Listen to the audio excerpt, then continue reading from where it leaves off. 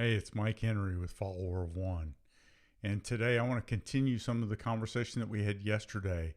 I've been live streaming the podcast episodes as I record them. Mostly I want to practice live streaming, but I also want to add our content to our YouTube channel. And so this is a way for me to try and do that.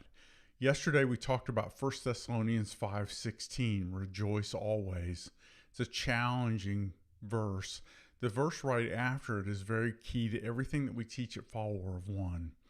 And it's another very simple verse to memorize. 1 Thessalonians 5:17 says that we should pray without ceasing. Yesterday I forgot to even put the verse on the screen, so I'm learning, making a little progress at a time. But let's think a little bit about what it means to pray without ceasing and what this command does to us, challenges us in the workplace. Do you pray for the people that you work with? I actually wanted to have that as an introduction today. So let's start right there. Do you pray for the people that you work with? I spent most of my early prayers, when I first became a believer in the workplace, I spent most of my prayers asking God to get me out of there, or asking Him to give me more money, or asking Him to let me do what I wanted to do, asking Him to help me make a sale. My prayers were all about me. I think when we start praying without ceasing, we begin to get a little bit of a view into what God sees in us. We see ourselves and how self-focused we can be and how self-directed we can be. I'm in the center of my universe. It's natural, but it's something that I'm called to battle as a believer. And when I pray without ceasing, it doesn't take long for me to start to realize that most of my prayers are about me. And I believe God challenges us in the workplace to pray for the people that we work with. That's our first daily activity.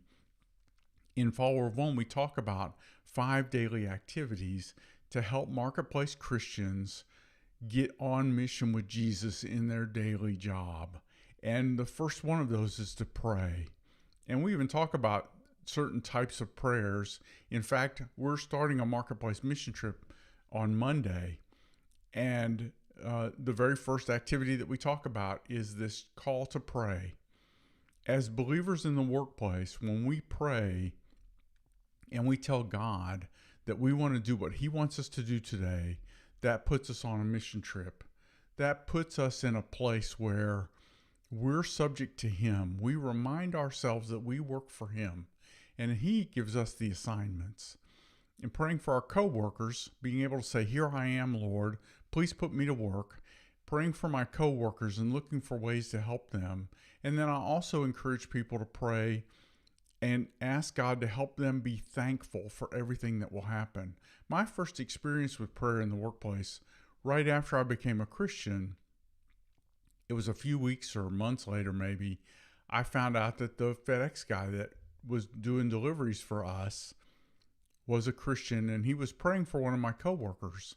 And he and I started sharing prayer requests each day when he came in to drop off or pick things up. But even then, most of my prayers were still very self-centered and self-focused. Over the years, though, God used prayer to transform me. That's what He typically does. He changes us in the workplace when we start praying.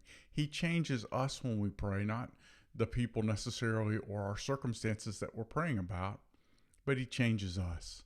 I want to challenge you today as a marketplace Christian. Pray. Pray more than you do.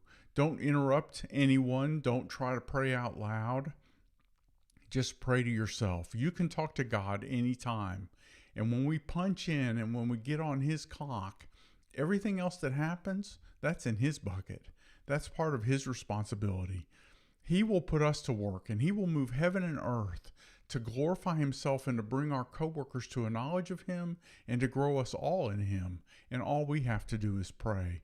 Think about that today while you're at work. And let's let our relationship with Christ infect everything that we do. Thanks very much for being a marketplace minister.